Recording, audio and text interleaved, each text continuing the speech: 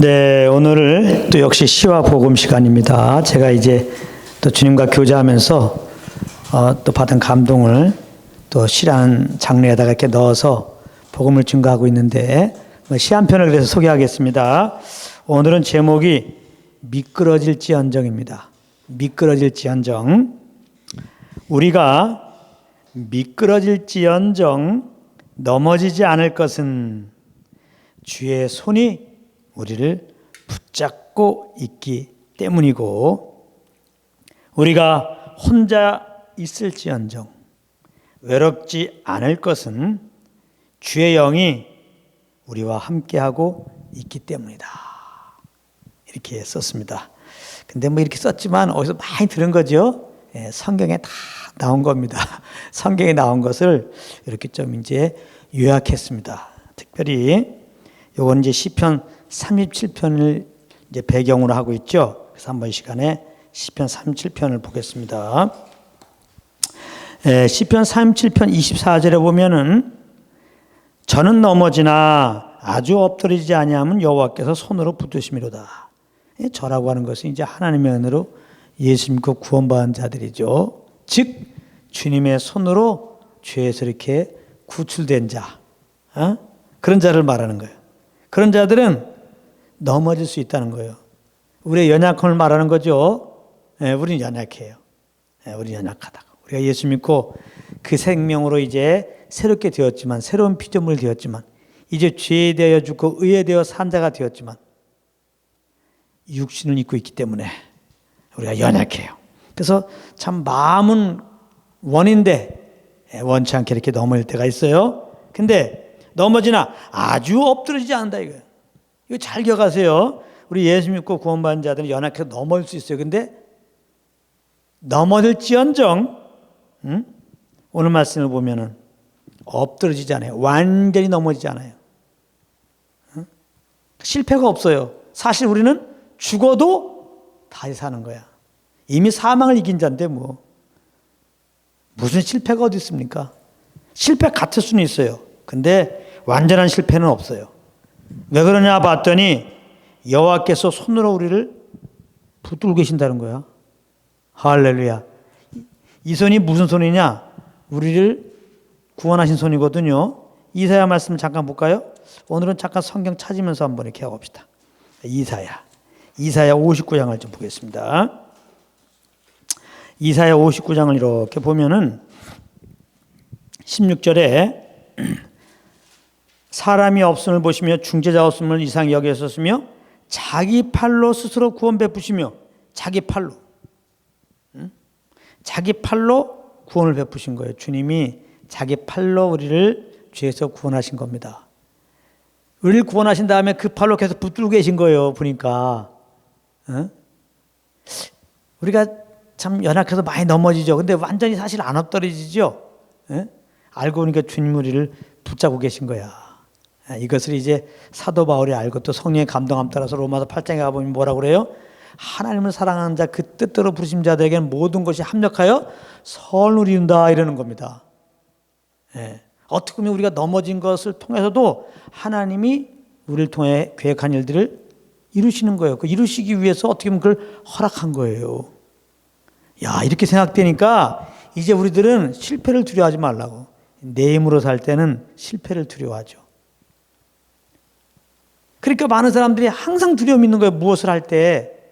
내가 무엇을 하니까 100% 성공할 거야. 그렇게 목소리 크게는 선포하지만 내 속에는 뭐예요?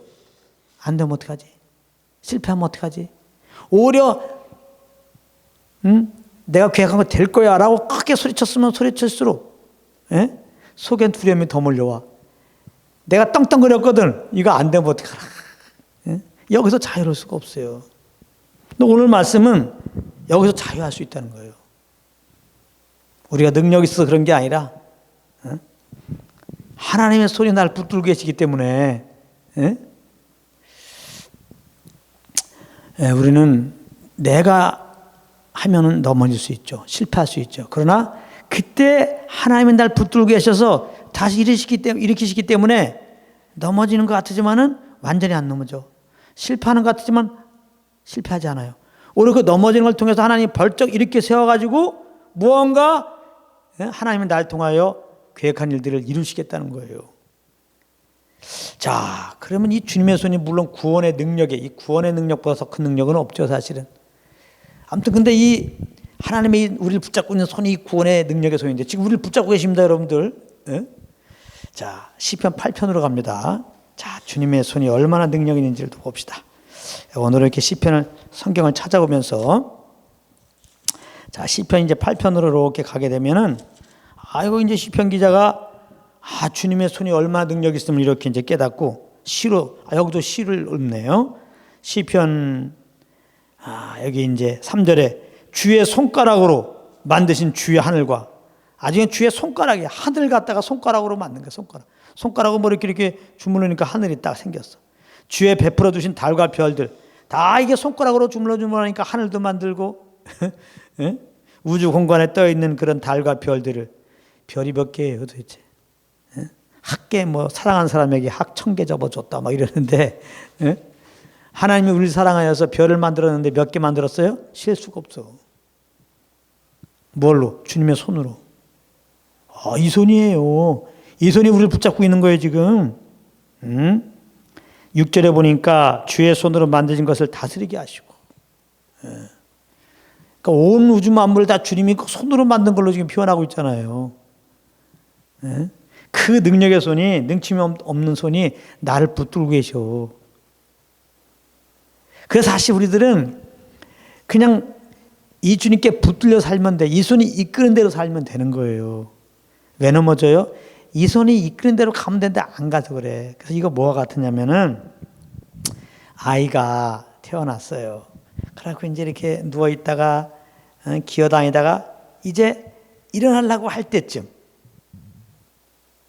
막 일어나려고 할 때쯤, 그러니까 이제 일어나고 싶어서 일어나긴 하는데 그냥 넘어져. 사실 우리는 예수 믿고 그 상태야. 예수 믿고 구원받아도 우리는 어떤 상태냐? 능력이 하나님 아버지 앞에서 보면은 우리는 어떤 상태냐? 구원받았을 때 능력에 능치 못하신 하나님 아버지 앞에서 우리는 어느 정도냐? 아이가 겨우 엎드렸다가 겨우 잠깐 일어났다가 얼른 주저앉을 수밖에 없는, 그러니까 서서 아무것도 못해. 그러니까 엎드렸다가 서려고 하는 아이들 보면 엎드려서는 안 해. 대수는 무조건 쓰려고 그래. 그러니까 이제 넘어져서 이제 걸어 다니는데 겨우 이제 쓰려고 하는 아이, 서서 뭐 좀 해보려고 하는 아이, 아무것도 못해. 근데 그래서 그 아이가 지금 갓 쓰려고 하는 아이가 서서 좀 다니고 뭔가 이렇게 하려고 그러면 엄마가 이렇게 세워갖고 엄마 손이 잡아줘야 돼, 그 아이를. 그죠? 그러면 그 아이는 엄마 손에 이끌려서 앞으로 갔다 뒤로 갔다, 어떤 경우는 집 밖에도 나가요.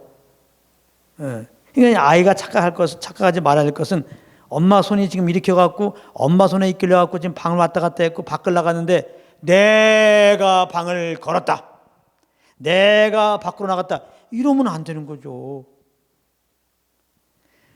예수 믿고 구원받은 우리들이 무언가를 했다 그러면 착각하면 안 돼. 내가 뭐 내 능력으로 그랬다고 하면 착각이에요. 예수 믿기 전에는 이미 착각 속에 사니까 그런다 그러지만 예수 믿고 구원받은 다음에도 내가 했다고 생각하면 안 돼요. 주님이 나를 구원하신 주님이 나를 붙들고 이끄셔서 도와주셔서 그렇게 한 거예요. 근데 이제 이 아이가 엄마가 이끄는 대로 이끌려가지 않고 자기가 뭘 다른 걸 보고 싶고 다른 걸 뭐 관심 있어. 그래갖고 엄마가 가는 발길에 미처 못 따라가면 어떻게 돼요? 넘어져 버리죠. 그런가 하면은 엄마보다 조금 더 빨리 저쪽에 뭔가를 만져보고 싶고 뭔가 보고 싶어서 막 가려고 또 넘어지죠. 이거 넘어짐. 우리가 넘어지지만 우리가 주님의 손에 날 이끄신 대로 가면 괜찮은데 자꾸 내가 앞서서 뭔가를 하려고 그런단 말이에요. 혹은 주님의 손이 날 이끄시는데 지금 내 계획, 내가 하고 싶은 게 자꾸 그냥 머뭇거린단 말이에요. 그럴 때 넘어지는 거야. 근데 완전히 안 넘어져. 분명히 넘어졌어. 주님보다 앞서 행해갖고 주님보다 이제 뒤따라가지고 넘어졌어. 그래서 우리는 망했다 그랬는데 안 망해. 넘어서 울라고 딱 그랬더니 엄마 손이 아이를 딱 이렇게 세우는 것처럼.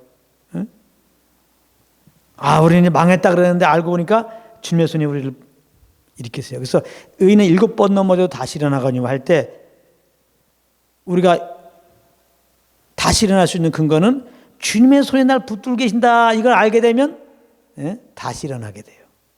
근데 어떤 사람은 넘어져도 그걸 깨달으라고 주님의 손이 나와 함께 한다는 걸 깨달으라고 어떻게 넘어짐을 허락한 거고 그때 막 이렇게 세우려고 그러는데 이게 주님의 손이 날 붙잡은 걸 몰라. 그리고 넘어진 걸로 그냥 자꾸 그걸 한탄하고 있고 그냥 막 그걸 슬퍼하고 있고 그냥 어떻게 내가 또 여기서 일어나 요르고 있단 말이에요. 하나님이 그냥 금방 세울 수도 있는데 우리 훈련시키려고 그러면 어떨 때는 잘 안 일으키셔. 그래서 신앙이 약할 때는 또 실족할까 봐 얼른 일으켜주지만 이게 이제 신앙이 좀 깊어질수록 어떤 경우는 오래 그냥 놔둬 그냥 손을 붙잡고 그냥 놔둬 그냥. 얘는 지금 하나님의 손이 날 붙들었기 때문에 그 손을 의지하고 벌떡 일어나면 되는데 그 손을 못 본다 이 말이에요. 자기를 붙들고 있는.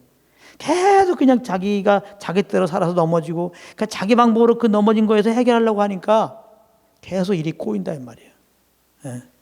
그러다가 이제 내 방법이 다 포기돼 갖고 주여 하고 했더니 무슨 손이 지금 내 위에 있어. 나를 지금 붙잡고 있단 말이에요. 그때 또 다시 결국 일어나게 되죠. 차라리 항상 주님의 손이 날 붙들고 계신 주님의 손을 봤다면 그래서 항상 주님만 바라보라는 거예요. 나를 붙들고 계신 주님을. 혹시 넘어졌다면 너무 낙심하지 말고 빨리 나를 붙드신 주님 손을 보십시오. 믿음이 갑자기 옵니다. 어떤 믿음? 난 넘어진 게 아니네. 사방이 옷싸움을 당하여도 쌓인 게 아니네. 없는 자 같아도 있는 거네. 약한 자 같아도 강한 자네. 할렐루야. 그래서 이런 걸 묵상하면서 쓴 거예요. 미끄러질지언정 우리가 완전히 넘어지지 않는다. 주님의 손이 우리를 붙들고 계신다.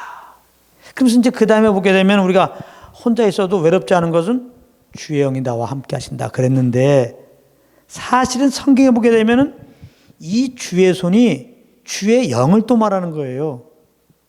예수 믿고 구원받은 자들은 우리 안에 성령이 오셨거든요. 성령님이 주의 손으로 오신 거야. 주의 손이 날 붙들고 있다고 그러니까 주의 손이 안 보여. 주의 손이 어디 있지? 주의 손이 하나님의 성령으로 내 안에 계셔. 그래서 주의 손에 이끌리는 건 뭐냐? 성령이 이끌림 받는 거예요. 할렐루야. 그래서 사도행전에 그 말씀이 있습니다. 사도행전 보겠습니다. 주의 손이 주의 영이다. 사도행전 11장을 한번 볼까요? 사도행전 11장을 이렇게 보게 되면은 사도행전 11장 21절에 여기 이제 20절에 보면 구브로와 구레네 몇 사람이 안디옥에 이르러 헬라인에게도 말하여 주 예수를 전파하니. 그래서 이제 스데반 때문에 이렇게 초대교회에 많은 핍박이 일어났을 때 여기서도 합력해서 손을 이루시면 봐요. 교회가 막 핍박이 일어났을 때 불가불 이렇게 흩어지게 되면서 복음을 준 거예요. 흩어져서. 그래서 몇 사람이 헬라인에게 예수를 전파했더니 21절 사도행전 11장 21절 주의 손이 그들과 함께 하심에 수도 한 사람이 믿고 죽게 돌아오더라. 여기 예수를 몰랐던 사람이 회개하고 예수를 구주로 알고 믿고 예수를 구주로 신하고 이렇게 거듭나는 건 뭐예요? 성령의 역사입니다. 그게 성령의 역사예요. 그러니까 여기서 주의 손이 그들과 함께 하심에 이 말은 뭐냐면 주의 성령이 복음을 증거하는 자들 복음을 증거하게 하시고 복음을 증거할 때 성령이 나타나시고 또 복음을 듣는 사람들이 성령의 감동함 따라서 회개하고 예수 믿고 주님께 나왔다는 거예요. 주의 손이 다 하시는 거예요. 주의 손에 이끌려서 우리가 복음 증거합니다. 주의 영에 이끌려서 복음을 증거합니다. 그럼 주의 영에 이끌려서 준비된 영혼들이 회개하고 예수 믿고 구원받는 거예요. 그래서 주의 손은 주의 영이다. 자, 그러면 우리가 처음에 봤어요. 주님의 손이 우리를 구원하시고 계속 우리를 붙잡고 계신다고 그랬어요. 다시 말하면 예수 믿고 구원받을 우리들 안에 오신 성령님은 영원토록 우리와 함께 계세요. 말씀을 한번 확인해 봅시다. 요한복음 14장. 요한복음 14장. 자, 지금부터 아주 중요한 말씀을 이제 드립니다. 요한복음 14장. 여기 이제 16절, 17절 보면은 내가 아버지께 구하겠으니 그가 또 다른 보혜사를 너에게 주사 영원토록 너희와 함께 있게 하시리니. 예수님이 이제 죽으시고 부활하시고 하늘에 올라가서 이 보혜사 성령 보내줄 것을 지금 예언하신 거예요. 이 예언 따라서 예수님은 죽으시고 부활하시고 하늘에 올라가신 다음에 오순절날 성령을 보내셨어요. 그 이후 믿는 자들에게 이 성령으로 임하십니다. 지금 성령을 보내주세요. 근데 여기 성령님 보세요. 성령님이 얼만큼 우리와 함께 있어요? 영원토록, 영원토록, 영원토록, 영원토록. 영원토록 우리와 함께 있게 하신다. 저는 진리의 영이라 세상은 등에 저를 받지도 못하니 저를 보지도 못하고 알지도 못함이라. 그러나 너희는 저를 아나니 저는 너희와 함께 거하시며. 우리와 함께. 이 거한다는 말은 함께 산다는 거예요. 에베소서 보게 되면 성령을 근심시키지 말라고 그랬죠. 만약에 성령님이 우리 안에 오셔갖고 우리가 자꾸 성령님을 마음 아프게 하면 에이 참다가 떠날 것 같으면은 이런 말씀 안 하시죠. 성령님은 우리 안에 오셨을 때 영원히 살기로 작정하시고 오셨다고. 그런데 우리가 자꾸 성령님 말씀을 안 들으면 근심한단 말이에요. 그래서 근심하지 말라 그런 거 아니에요? 또 너희 속에 계시겠습니다. 우리와 함께 우리 속에 주의 영이 우리를 이끄십니다. 주님의 손이 우리를 건지시고 주의 영으로 임하셔갖고 우리를 이제 영원토록 진리로 인도하신다고. 그래서 예수 믿고 구원받는 우리들은 이제 주의 손이 날 이끄시는 걸 봐야 돼요. 즉 내 안에 주의 영이 오셨는데 이 성령님이 계심을 알고 이 성령님과 교제 가운데 있어야 돼요. 자, 성령님이 내 안에 왜 오셨느냐? 교제하기 위한 것이다. 우리 고린도전서 1장을 보겠습니다. 고린도전서 1장. 고린도전서 1장 9절에 보면은 너희를 불러 그의 아들 예수 그리스도 우리 주로 더불어 교제하게 하시는 하나님은 미쁘시다 했어요. 이 미쁘시다는 말은 신실하단 말이에요. 다 이 페이스풀인데 페이스에서 나온 거예요. 다 어원이 페이스예요. 신실한 거, 성실한 거, 미쁜 거 다 이게 하나님은 미쁘시다. 믿을 만한 분이시다. 그러니까 뭐가 믿어요? 너희를 불러 그의 아들 예수도 우리 주로 더불어 교제케 하시는 하나님, 교제케 하시는 하나님이기 때문에 교제하려고 우리를 구원하시고 우리 안에 오셔서 진짜 교제하시기 원한다고 교제하세요. 교제하시려고 우리를 구원하신 거예요. 아담과 하와가 죄를 범했을 때 동산에 거느시는 하나님이지. 동산에 거느시면서 아담과 하와에게 오죠. 죄를 범해서 왔을까요? 죄를 범하기 전에도 항상 동산에 거느시다가 아담과 하와에게 교제 가운데 있었단 말이에요. 교제하시려고 다시 말하면 우리를 만드신 거란 말이에요.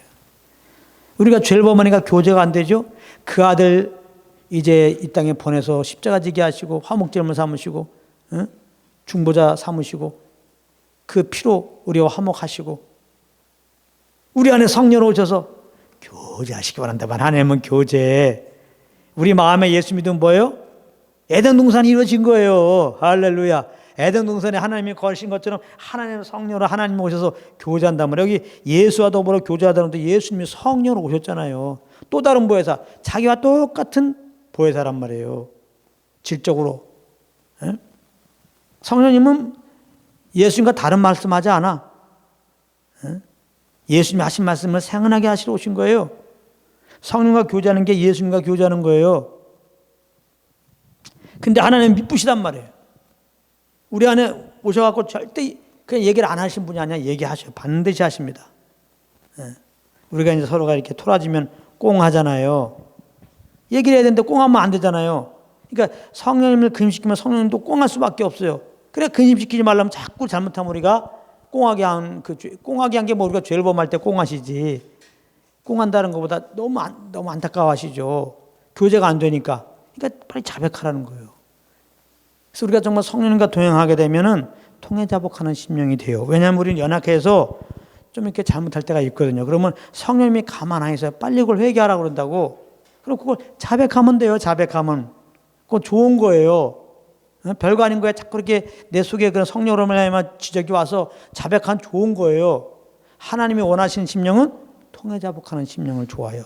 이 상한 심령을 좋아한다고. 내가 잘못했을 때 잘못했습니다. 인정하면서 나오는 그 심령을 그렇게 기뻐해요. 근데 그게 성령과 동행해야 가능한 거예요. 성령이 기뻐하지 않은 생각과 그런 행함을 하면 성령님은 그냥 안 넘어가요. 그걸 넘어가면 그 다음부터 교제가 안 되니까. 근데 성령님은 교제라고 오셨기 때문에 그냥 안 넘어간다니까.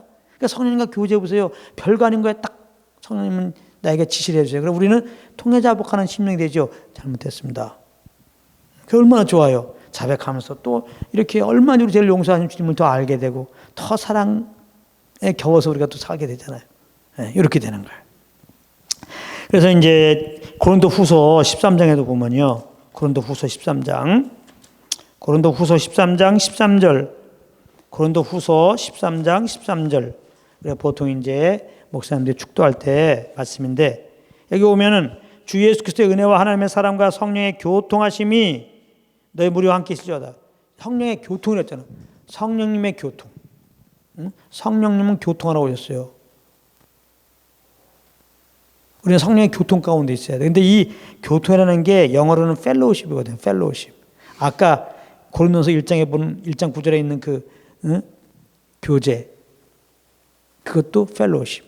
이것도 펠로우십.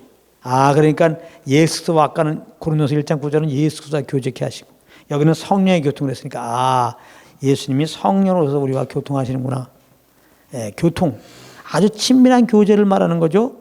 성령과 친밀한 교제. 그러니까 예수님이 구원받은 다음에는 이 성령님이 내 안에 계신 것을 항상 의식하면서 이분과 친밀한 교제 가운데 있는 게 중요해요. 교제는 꼭 말로 쫑알쫑알 되는 게 교제가 아닙니다. 사실 우리가 뭐 하나님께 할 말이 뭐 있어요. 주의 음성 들어야지. 에? 정말 사랑하는 사람과 너무 사랑하는 사람과 같이 있어도 그냥 좋아요. 그게 교제예요. 그냥 가만히 있어도 그냥. 근데 하나님은 항상 말씀하세요. 성령님 우리에게 말씀하신다고. 예. 그래서 우리가 혼자 있을 때 외롭기는 우리 안에 말씀하시는 성령님이 계신데 성령과 깊은 교제 가운데 들어가게 되는데요. 할렐루야. 예? 성령의 교통하심. 이 성령의 교통 가운데 있는 게 주님의 손이 날 붙들고 계셔. 이걸 항상 인식하고 있는 것과 똑같은 거예요. 의식하고 있는 것과. 아이가 부모 손이 날 붙잡은 거 있다면 뭘 걱정이야? 넘어진다고 걱정이야? 쓰러진다고 걱정이야? 응?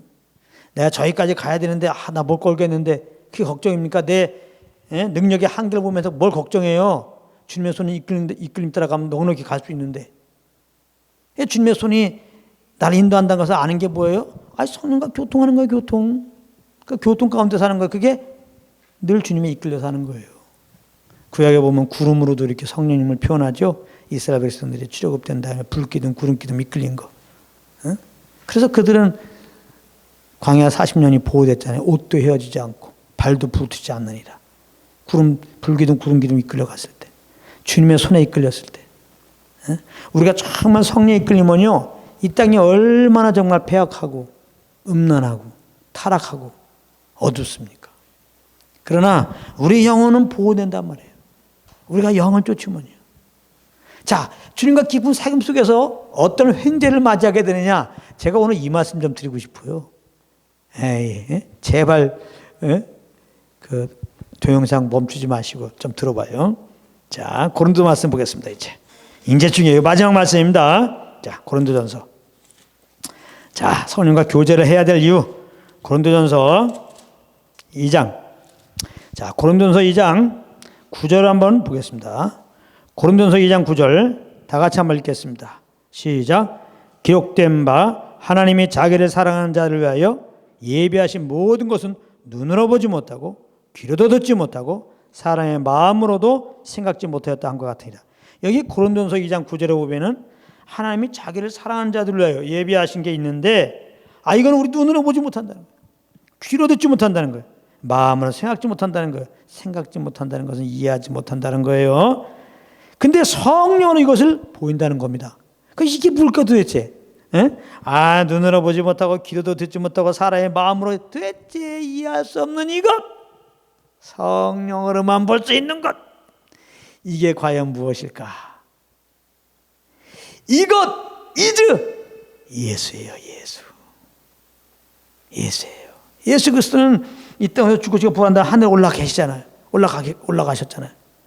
이 땅에 있는 어느 누구도 예수님을 이 육신의 눈으로 볼 수 없어요.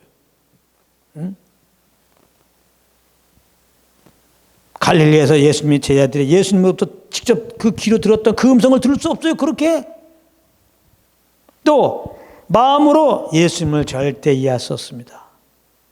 우리 생각으로 절대 예수님을 이해할 수 없어요. 근데 성령으로 볼 수 있다는 겁니다. 성령으로.